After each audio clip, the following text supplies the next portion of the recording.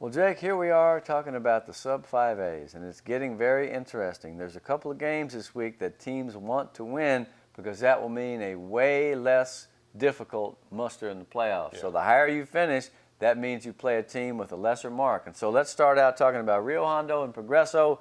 Rio Hondo, hey, they were down against Raymondville. They Yeah. came back and they tied it. They had a big surge in the fourth quarter. They took it, so now Rio Hondo's looking good for the second spot behind Orange Grove. Yeah, and they were kind of hoping PI would do a little bit, and it looked like for a while They PI was started playing out well ahead against of OG. Orange Grove. They Yeah. did, but they Yeah. didn't hold it. Yeah, and Hondo Harris has proven to be the He's an known all-state commodity kid. that we Yeah, thought he was. Yeah. You know, and Get out of here already, Hondo. I'm tired of you. yeah, it's been 7 I'm a years. nosebleed. But Rio Hondo, it looks like they're poised to play Yoakum in the first round. You know, they've got to play Progreso this week, but you know, they should handle their business. You know, and Coach Rocky James has said this weekend that PI can play. They can play. Yeah. It's just that sustaining it for 4 quarters, which happens to a lot of teams, they just can't do. Well, that's the quest, is to be the same when you start as the same when you finish all the way through, and the best teams will do that, and like you said, it doesn't happen that often. I will tell you this. Last year we were looking at in 3A and 4A some killer opponents. This year, outside of Sinton, outside of Lavernia, outside of maybe Shiner, who's a 2A, the Beer. field is not as good. Yeah. And so what I'm saying is that we will get a win or two in the playoffs. Rio Hondo, Yoakum, you said Yoakum and Cuero both. They've numbered 500 teams, man. Yeah. They've played tough schedules. They've still got good athletes, but they're nowhere near as good as they were last year. Here's the thing. PI plays Raymondville. Both teams have had reasonably good seasons. The winner of that game is in good shape.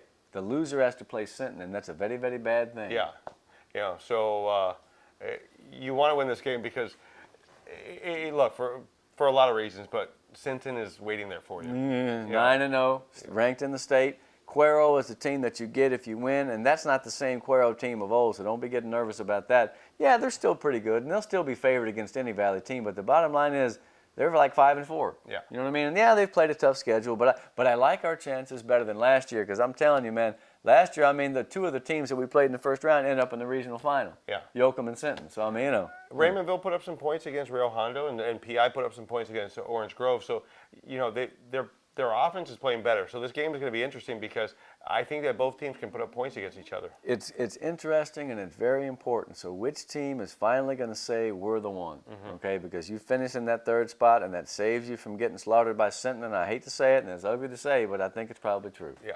All right. Now, Hidalgo and Kingsville, I'd rather talk about Lafayette.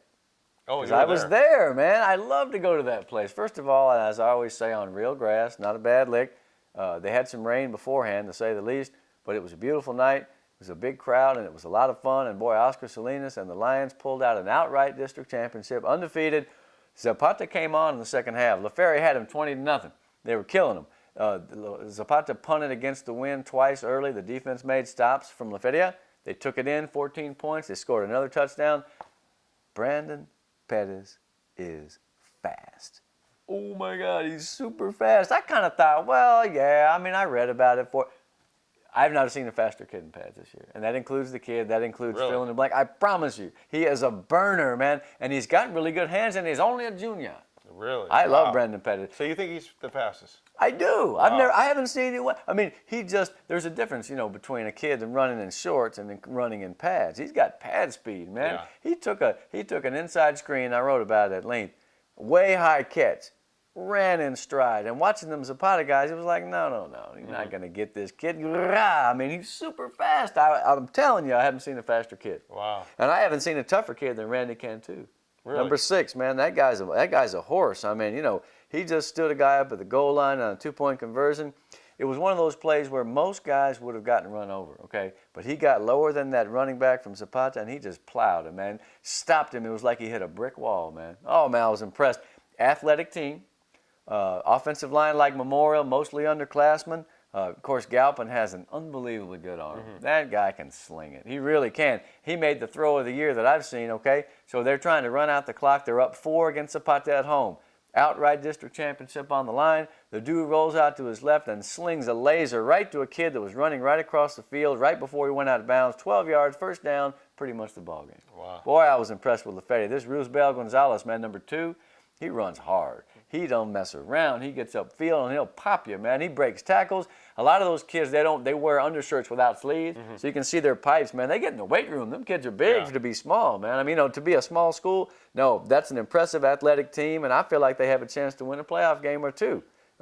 They won that district, and that's a good lick for them, man. Oscar did a great job, and like I wrote, you can tell, man, the kids dig him and vice versa, and it was just a good group. They've had some of the same assistant coaches for a long time. They know what they're doing, man. They know what they're doing, and it's all paid off. And boy, what a great year for LaFeria so far. How do you think their playoffs are going to look?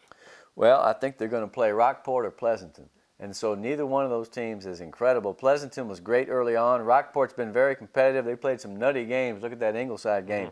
I think they can win it. I think it's even, Steven.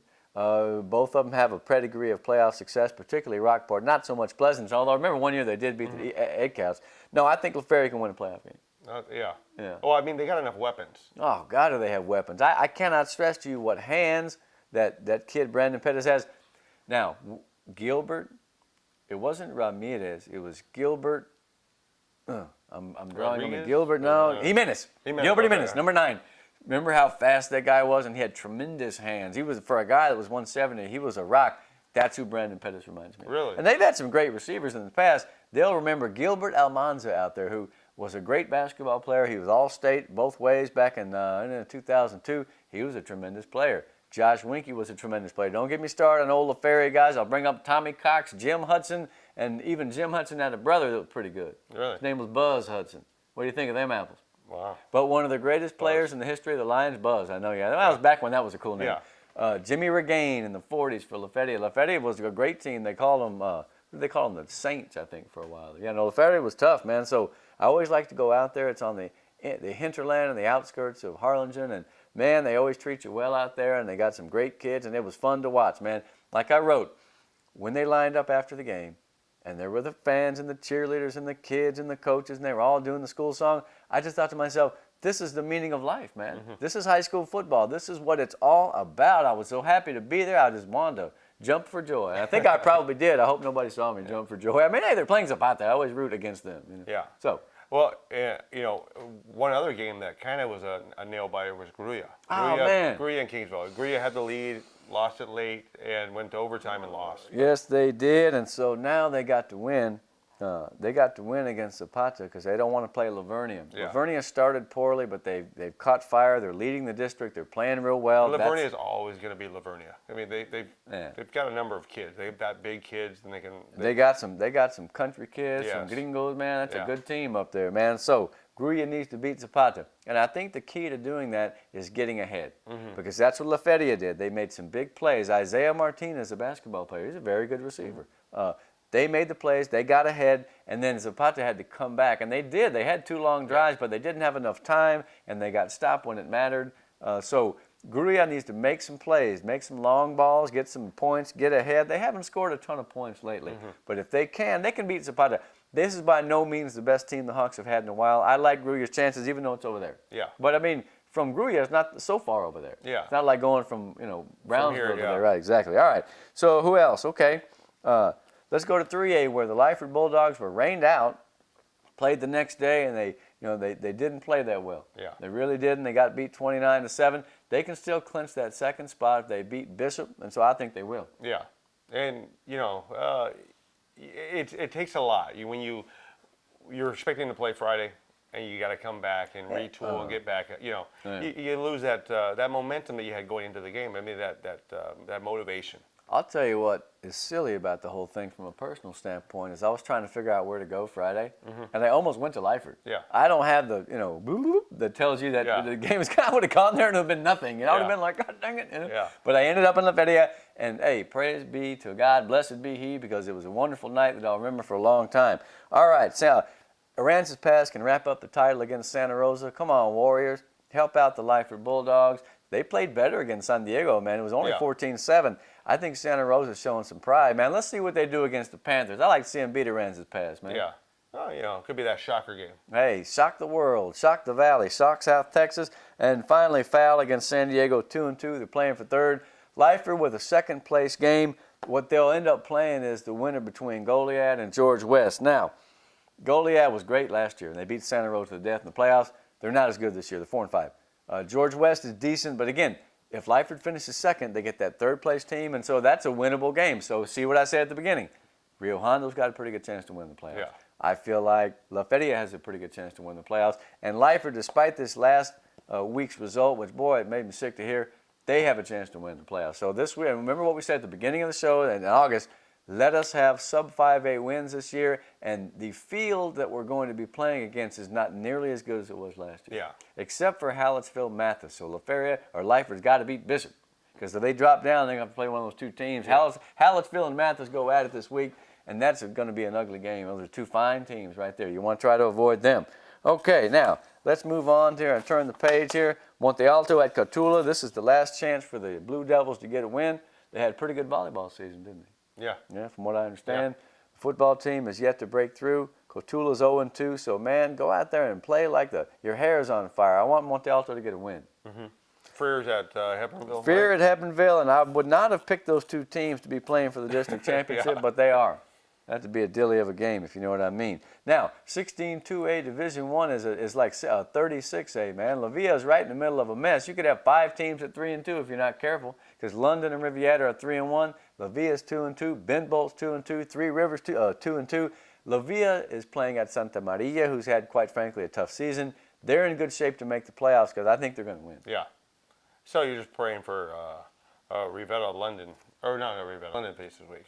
London plays 3 of Ben Bolt. Ben And Bolt, Ben yeah. Bolt can beat them. Yeah. And Ben Bolt has had a team. They look like the old La Villa teams. Very pass-heavy offense. Right. Yeah. And so now 3 Rivers at Riviera. I think Riviera and London are probably better than the other teams, but the bottom line is they've got those other 3 teams at 2-2. If weird things happen, everybody could be tied. Yeah. That would be fun. How do you do that? You'd be up all night doing positive points or whatever. Bottom line is don't finish 4th, you play Shiner. Now, we can't get out of here on the show without talking about St. Joseph, the Bloodhounds. They had the chance. They had the lead. They didn't get it finished, and so they were up 31-20. They lost it, and boy, I'll tell you what, from what I understand, there were some tricky calls and things that went against the Bloodhounds down the stretch, and boy, it was a minute and a half. They had an 11-point lead, man. Yeah. They lost to Central Catholic, who now is undefeated, but they still have to play St. Michael's, and that team's only got 1 loss to St. Joe. Yeah. Now, St. Joe finishes up against whom? Against Antonian, who is not by a shadow of its former self, so they're looking good for the 2nd spot unless St. Mike can pull an upset. Yeah. But you have to give it up to them. Look, whoever matches up with them in the playoffs, You better score. Yeah, you got to score against that team. Now, so that's 2 games in a row. The St. Joe, the 29-26 2 weeks ago, and 34-31 they lost this week. I'm interested to see how they come back because that was a crushing loss, and they were mad about some of the calls. So now, how do you regroup? How do you get back to doing what you did and wash that out of your mouth and come back to play because they're still having a great season? Yeah, and here's the thing, too. You need to get back on track because you had been scoring, well, I mean, I hate to say it. 58, they're averaging 58. Now there's 26, 29, and 31. Yeah. So you're dropping half of what you had been doing. So it's almost one of those things you want to get back on track just because the playoffs are right here. You want to scare the hell out of those teams. Well, I got to talk to Philip Money, man, Kai's dad, and see who they're going to probably play because I got to admit my TAPS or TCIL knowledge is limited. Yeah. They've had a great season, but it can't be over now. They got to get back on it, man. I mean, I know that game was a crusher, but hey, you got to get up and start fighting and start swinging again. Let's see how they do It's an again. eye-opener. Absolutely, and sometimes you need that, man. I mean, you lose and you come into the playoffs, and maybe it helps you, it galvanizes you. So when we come back next week on the show, I'll still be Greg Selber. He'll be Jake Berry, we assume, unless someone is stolen your identity. Caitlin. This guy, he never fails to amaze me. So we'll have the pairings, and we'll have the results of the Tanaco Bowl. Yes. That's the game of the week. But is it any better than Vela and Vets? No. It's a different day. Yeah, right. So I'm going to be looking at, I feel like Economies of North is a great game. I'm a little bit biased, but a city championship, and which one of those teams is finally going to stand up and say me? You know what I mean? And I cannot tell you for the life of me who's going to win the game. North has a 10-5 edge in the series. The Jags won last year and snapped a 6-game losing streak to the Cougars, and I will certainly be enjoying it at Cat Stadium. Hope to see you there. When we come back, we're going to be talking about all kinds of playoffs, man, because it's getting good. Yes. Valley High School football, it's where it's at, sucker. We out.